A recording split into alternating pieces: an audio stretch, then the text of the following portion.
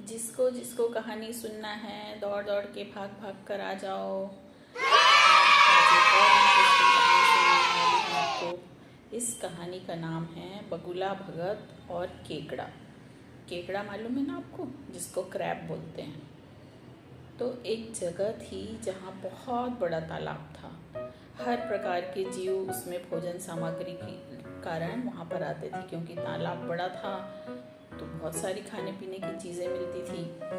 तो वहाँ पर मछलियाँ, कछुए, केकड़े आदि सभी लोग रहते थे। और पास में ही एक बगुला रहता था, जिसको मेहनत करना बिल्कुल अच्छा नहीं लगता था। उसकी आंखें भी कमज़ोर हो गई थी। मछलियाँ पकड़ने के लिए तो मेहनत करनी पड़ती है, तो उसको बड़ा अखरता था और आलस के मारे वो अधिकतर भूखा ही सो जाता था। एक टांग पर खड़ा होकर यही सोचता रहता था कि आज ऐसा क्या करूं कि बिना हाथ पैर हिलाए खाना मिल जाए। एक दिन उसे एक आइडिया आया, तो वो उसको आजमाने बैठ गया। कैसे आजमाने बैठ गया? तालाब के किनारे खड़ा हो गया और रोने की एक्टिंग करने लगा। जब केकड़े ने उसको आंसू बहाते देखा तो उसके पास आया और पूछा, मामा क्या बात है, भोजन के लिए मछलियों का शिकार करने की बजाय खड़े होकर रो रहे हो? बगुले ने जोर से रोने की एक्टिंग की और भरे गले से कहा, बेटे बहुत कर लिया मछलियों का शिकार, अब मैं ये पाप और नहीं करूँगा। मेरी आत्मा जाग गई है, इसलिए मैं पास में आई मछलियों को भी नहीं पकड़ रहा हूँ, तुम तो देख ही रहे हो। केकड़ा बोला, मामा शिकार नहीं करोगे, खाओगे नहीं तो मर तो जाओगे। तो बगुले ने कहा, ऐसे जीवन का खत्म हो जाना ही अच्छा है। वैसे भी हम सबको जल्दी ही मरना है, क्योंकि मेरे को पता चला है कि 12 साल तक यहाँ पर सूखा पड़ने वाला है, यानी पानी नहीं गिरेगा 12 साल तक। बगुले ने केकड़े को बताया कि ये बात उसको एक बहुत पहुँचे हुए साधु ने बताई है, जिसकी भविष्यवाणी कभी गलत नहीं होती। केकड़े ने जाकर सबको बताया कि कैसे बगुले ने बलिदान और भक्ति का मार्ग अपना लिया है और सूखा पड़ने वाला है। उस तालाब के सभी जीव जो थे वो डर गए।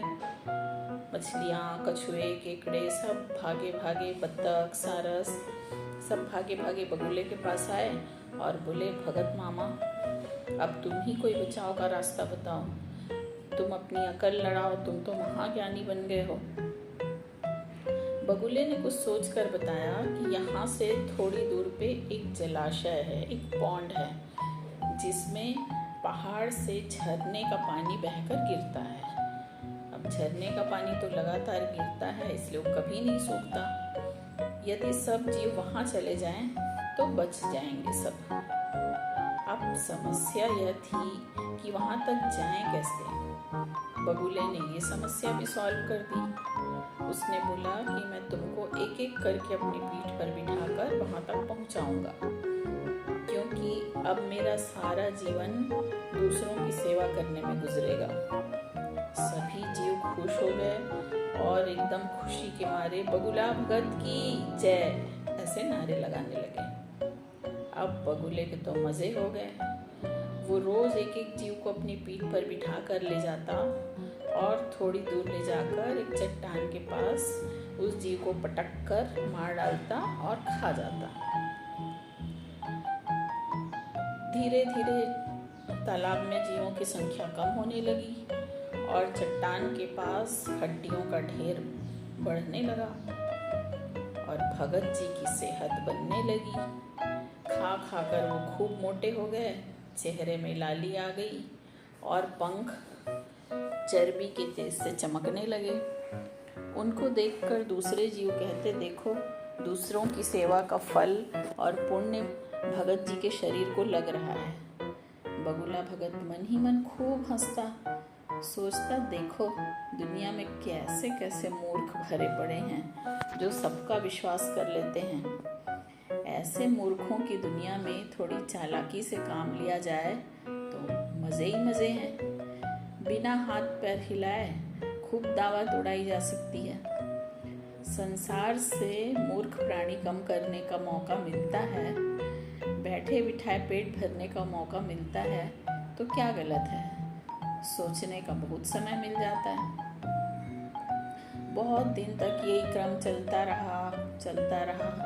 एक दिन केकड़े ने बगुले से कहा, मामा, तुमने इतने सारे जानवर यहाँ से पहुँचा दिए दूसरे पॉन्ड तक, लेकिन मेरी अभी तक बारी नहीं आई।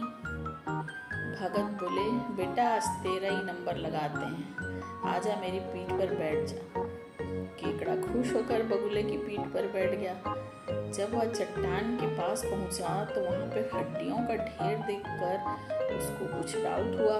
केकड़े को वो बोला, इतनी सारी हड्डियों का ये ढेर कैसा है, और ये पॉन्ड अभी कितनी दूर है मामा?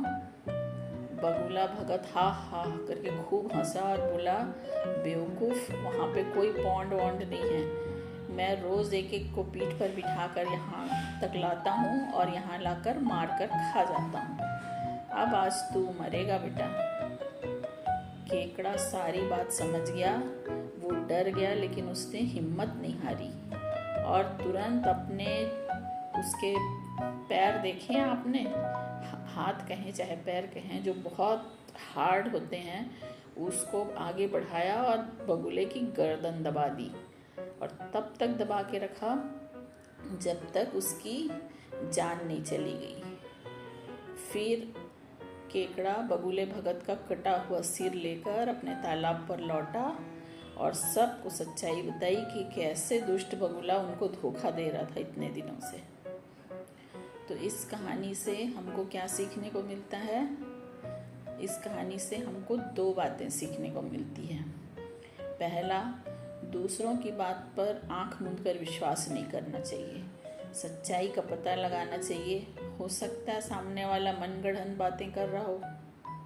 और दूसरा, कठिन से कठिन परिस्थिति और मुसीबत के समय अपना आपा नहीं खोना चाहिए और थोड़ा पेशेंस के साथ, थोड़ा दिमाग से काम लेना चाहिए, तो सारी चीज़ें सॉल्व हो जाती हैं। ठीक है ना?